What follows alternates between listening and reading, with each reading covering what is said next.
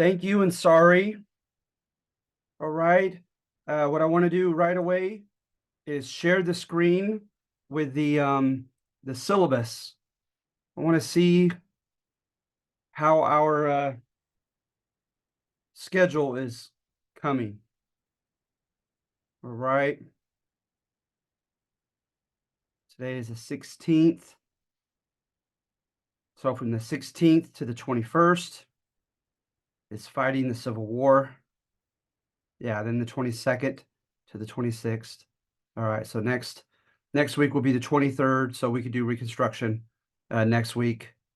And then the 30th, we could do test 3. All right. I just wanted to make sure that I didn't have to do 2 on one day, but it's working out pretty well to do one for each week. Okay. So let me get your names down. We have a good number of names today for fighting the Civil War. Okay, so this one is on you guys. All right. You guys are going to devise your own argumentative response to a question. All right. So it's a little bit different from usual. And I hope that you guys can learn a little bit and actually enjoy it a little bit in the process. Okay, so, right. Make sure I'm not forgetting anyone. All right, one more. That's a great show. Great showing. Okay, so on to, let's see here. I need to stop sharing and share this one. Okay, so I have here, please choose to address, answer, and support your answer to one of the following questions concerning the Civil War. And all I ask is that you use one. I mean, you could use more than one, that'd be great. But just at least one cited source, okay? And ever since COVID, I am fine with an electronic source. And I'll tell you what's great is when you're able to make use of university sources. Some of the Ivy League schools and the East Coast schools have opened up access to their archives, and it's pretty cool. So yeah, you may want to take a look at that. So like option number 1, cite the logistical, resource, and strategy facets that help the North be victorious in this long, bloody war. So with this one, you have James McPherson, and his Battle Cry of Freedom. It's a pretty popular book on the Civil War. And he starts off one of his chapters, and he just gets right into it. How industrial capacity in men, in population, and so forth, the superiority of the North over the South. Okay, and then with the strategy facets, right? With the Atlantic coast and the Mississippi River, the North was able to squeeze the South from getting supplies from England and France and from the upper South and the West. They called it the Anaconda Plan, and they used it primarily via a superior navy.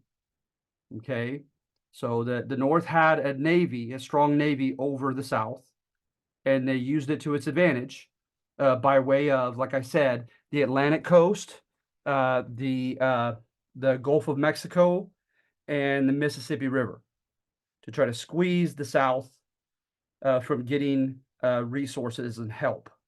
All right. And then also, I'm not sure if they ever gave it a name like the Anaconda was given, but Abraham Lincoln, he asked George B. McClellan, who was in charge of his Army of the Potomac of the North, right? He asked him, he said, a very simple question. He said, if we have more men, why don't we try to fight them at various different locations at the same time? Won't that spread them thinly?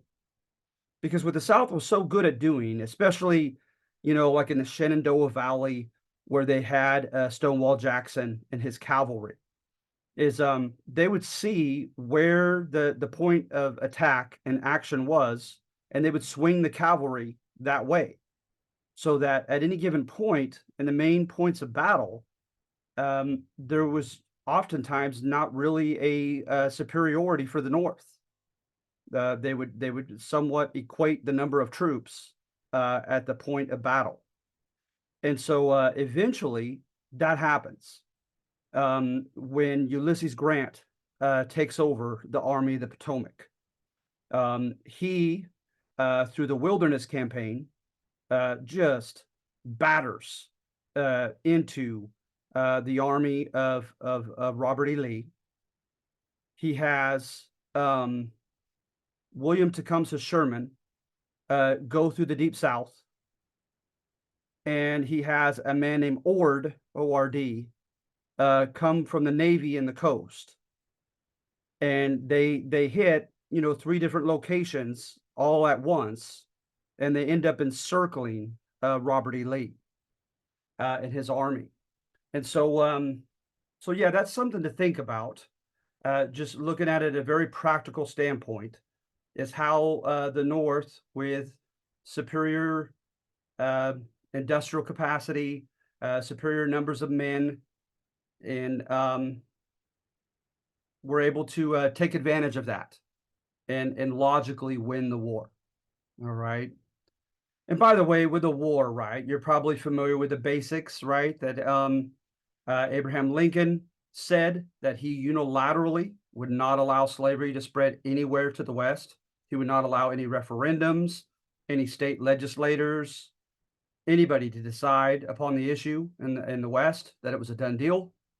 And so he became known as the tyrant in the South, and 7 states initially, and eventually 4 more. 11 states seceded from the country. And he wrote to them and saying, please do not be responsible for civil war.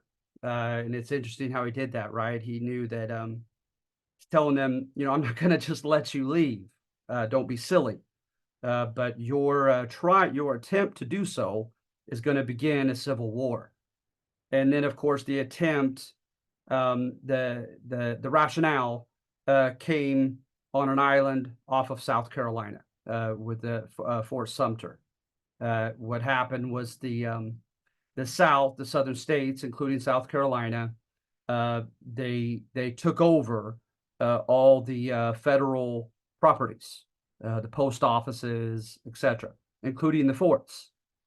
And so when they tried to do so on this island just off of the South Carolina coast, the gentleman there refused to step down. And they warned him. He refused again. They let the president know. And Lincoln, was very careful and trying not to look like he was antagonizing anything, but just said, hey, it's his decision. I just want to make sure that he and his men have food and supplies. And so he said, I'm going to bring food and supplies to them, but not arms and ammunition. And Beauregard fired the first shots at them, and thus it began. And so they would contend that I don't know if I have that. Let me make sure. Let's see here. That the first battle of Bull Run, also known as Manassas. Bull Run was the junction, the railroad junction, and Manassas was the name of the river. So it was the same battle. But at any rate, the Battle of Bull Run, or Manassas, the North moved down, and it made sense because it was the junction from which many of the southern railroads spread out into the South. So if the North were to take it, they could control, the infrastructure down into the South. And so when they did so, or they tried, they were successful in the first however many minutes. It started off well, and then things really reversed. And of course, Stonewall Jackson was famous for turning things around for the South. His courage, um, ironically, uh, uh, William Tecumseh Sherman froze and caused some of his men to get killed, and was even court-martialed, which is ironic because he's going to end up being one of the main victors by the end of the war. And there are going to be people who come and try to watch this um, as uh, as fans, if you will. Brought lunches with them and picnic paraphernalia to watch the battle, and people from the North ran past them and ran all the way past Washington D.C. And then that was once of 3 times that the South could have cleaned up their victory by attacking Washington D.C. itself. It's one of those opportunities that they had that no one knows exactly why they didn't, and even try to capture the president. And so, at any rate, what is stated in the McPherson's book, Battle Cry of Freedom, was that it was a blessing in disguise for the North, and it was a curse in disguise for the South. I don't know if he's exaggerating, but it contends that in the South, there was a lot of celebrations, there was a lot of dead time, a lot of complacency, and a lot of arrogance. And in the North, there was a lot of drilling and drudgery and preparations and so forth to make sure that that didn't happen again. And so McClellan is the main guy that was known for drilling the North and preparing the Northern Army for fighting, but he also was known for not using them. He was to attack Richmond, and on more than one occasion, he thought that the Southern defenders of Richmond, Virginia, were more than twice as many as there actually were. And he oftentimes would kind of psych himself out of it. And Abraham Lincoln just begged him just to fight, to attack, and he kind of basically wouldn't. And then you had General Burnside lead the army, and he had the reputation for attacking when he should have been conservative, and being conservative when he should have attacked.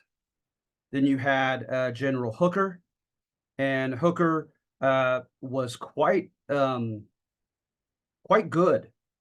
quite courageous, and then he had a mental breakdown that is explained by some historians as having been caused by a woman, and he just kind of checked out.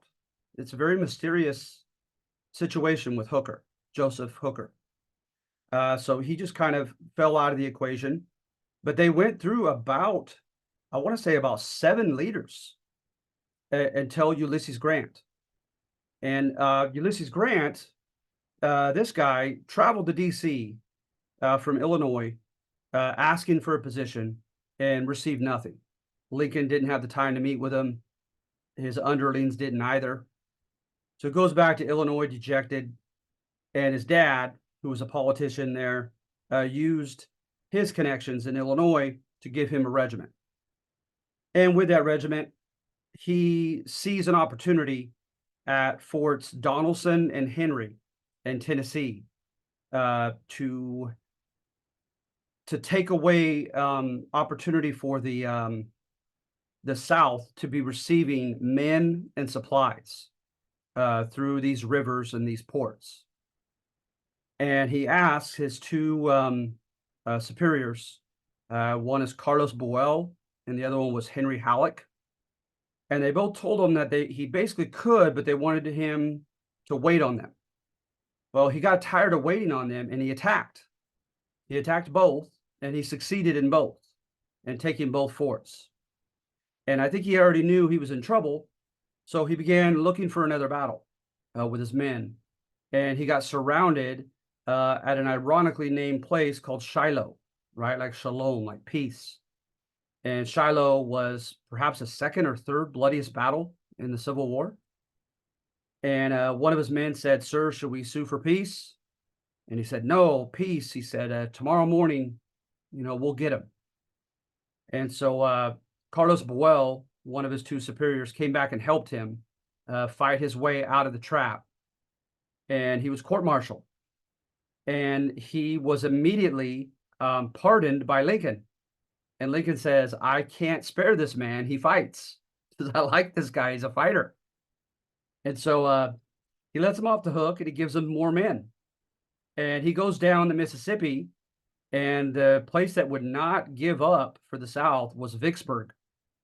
And Grant did not mess around. One of the first things they did was they blockaded Vicksburg, and they went to their water supply, and he encouraged his men to go to the bathroom in their water supply. And they attacked from the land and they attacked from the water. And they still had to wait it out, like many blockades.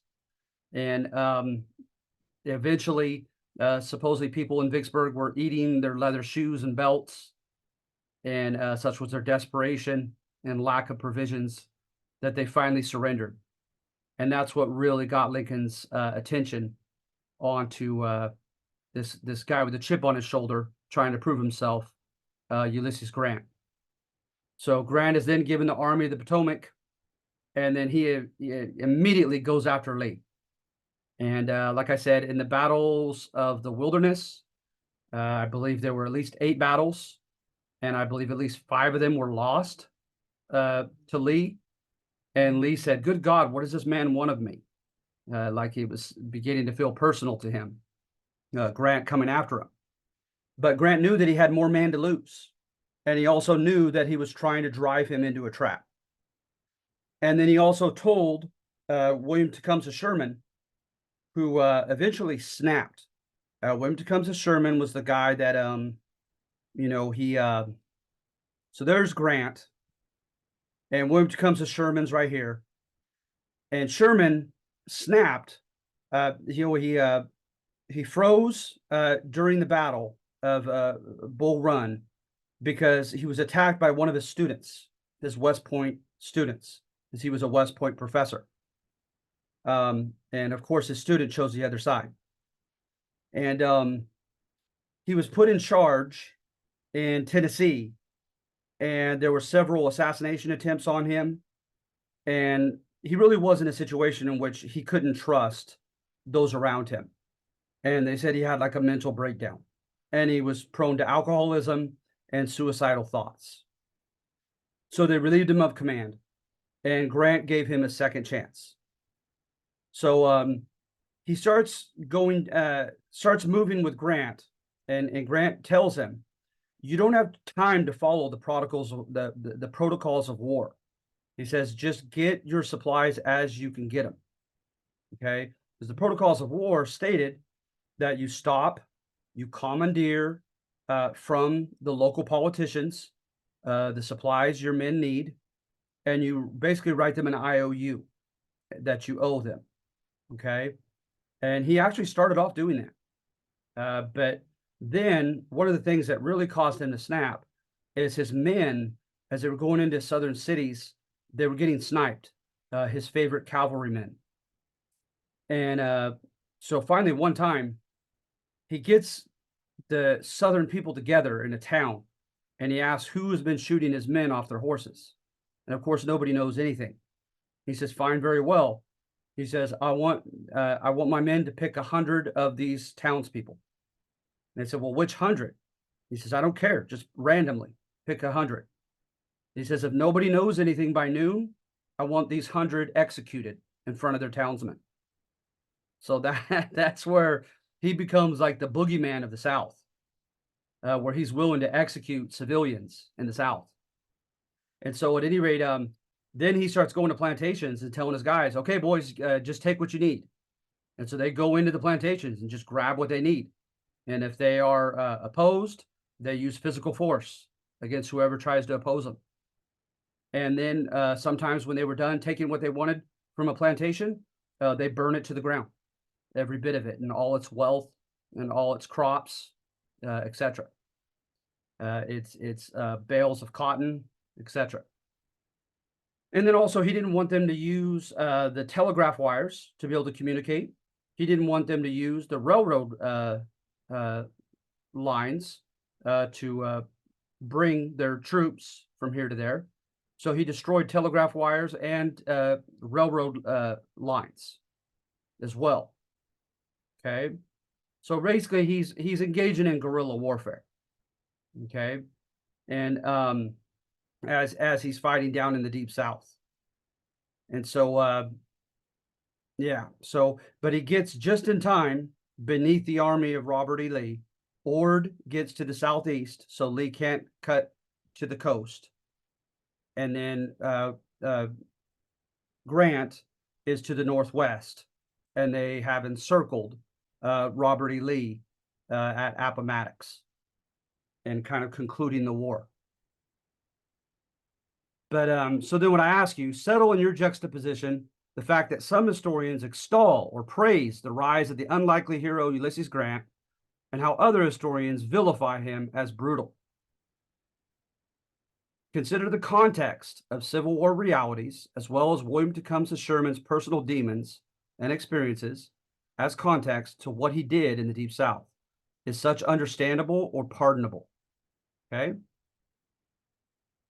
So those are a couple options. Now coming back up here. Contingency, the what ifs of history, right? Like the butterfly effect. Contingency in history deals with the possibility of events turning in an entirely different direction had certain variables been different. Demonstrate how the South Confederacy may have won the Civil War. So like I said, possible attacks on the Capitol have been pondered. There's a guy named Jubal Early, Jubal, and then Early, like early as opposed to late. He strode into Washington, D.C. With his military and chose not to attack. Okay. You also have Gettysburg, right? On the western flank, Cemetery Ridge, and these other areas where it was so darn close of for the South taking the flank of the North at Gettysburg. Very, very close. If they would have, could they have enveloped the army there? And, would things have been different? Because that was against the Army of the Potomac. That was the main army of the North. At that time, it was under Meade, M-E-A-D. There might have been an E at the end. I don't remember. But Meade was in charge of the Army of the Potomac at that time. Okay. So just stuff to think about. Also, contingency. What if England or France, who flirted with the idea, what if they had become military allies with the Confederacy? That could have happened. Okay. So that your brain could go in that direction as well. And then also, it was so close. What if Kentucky? What if Kentucky had gone with the Confederacy? Lincoln jokingly said, "I'd love to have God on my side, but I need Kentucky." And he made a deal with the Kentucky slave owners. Said, you can keep your slaves, right, for now, by staying loyal to the Union. And so they did. And so what if Kentucky had gone with the Confederacy? All right. So anyway, the contingency game. And then how successfully did the, quote, Negro soldiers of the 54th Regiment influence the Civil War? I cannot tell you how much I love the movie Glory about this story. Oh, it's such a classic from about 1989, 1990. Okay. Starred by Morgan Freeman and Matthew Broderick and Denzel Washington.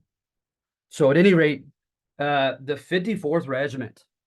Okay, you have an abolitionist governor in Massachusetts, and you have connections with an abolitionist Gould family who volunteered their son, Robert Gould Shaw, the Shaw family, to lead a black regiment to prove the loyalty and the fighting capacity of the black man. Okay. And so at any rate, they more than do that at Fort Wagner, Wagner. Look up that battle. Look how many of them died in that battle. Look at the odds that they faced in that battle. Look at a Medal of Honor that was won in that battle by a black man. Look at their white leader and how quickly he was killed in that battle. They went against incredibly, almost suicidal odds, and the press covered it to more than amply prove their courage, their loyalty, their patriotism, their character. All right. So on this one, if you choose number 3, I would ask you to become familiar not only with the basic facts of the 54th Regiment, but afterward, right? People like Frederick Douglass and others, like what they did with the story and how it carried over and how many more African American soldiers fought after that and were allowed to fight after that. And like, you know what I mean? To show the aftermath of it, to show that clearly they gave a good impression of African Americans' fighting capacity. Because I don't think anybody doubted their capacity physically. It was their loyalty. Because they'd been wronged everywhere, in every state.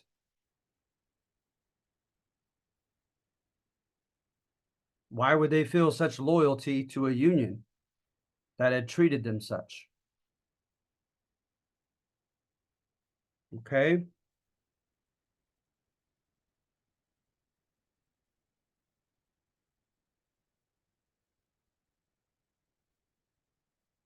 So I try to keep it very easy. Please type at least one page. Please cite at least one source. Parenthetical, footnotes, it doesn't matter what format. All right. But please remember that it is not, it's not informative, it's argumentative.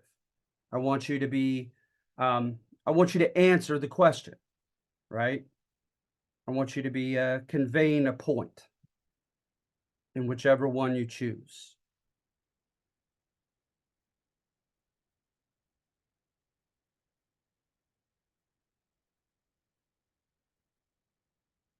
But thank goodness the North wins. They forced the 11 Southern states back into the Union. They forced them to accept the 13th, 14th, and 15th Amendments, which we'll get into next.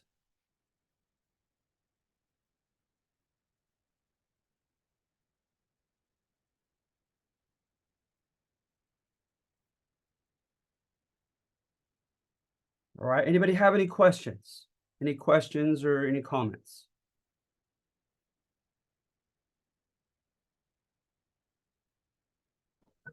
No questions. Okay, thank you. I actually had a question, Professor. Yeah.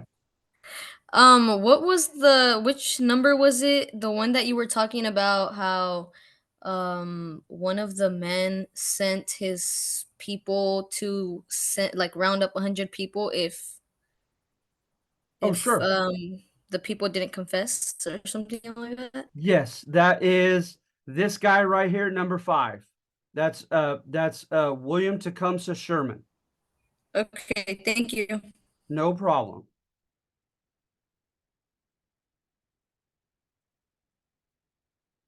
Yeah, I love the topic of Sherman because to me, you know, I love debate, and the fact that he was a hero, a Civil War hero in the North, and he was an absolute horrific villain in the South.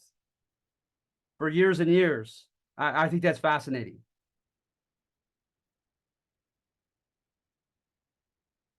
Yeah, in the South, he was the devil.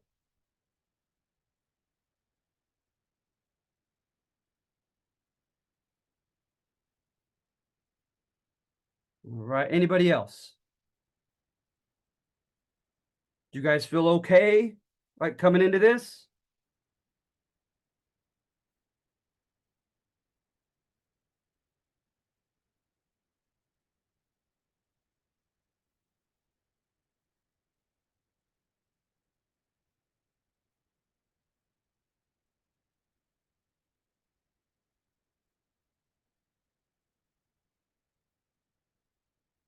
I hope so.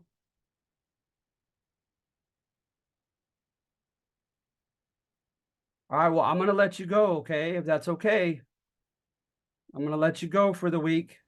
Thank you, Professor. All right, thank you. Thank you. Have a nice day. You as well. Thank you.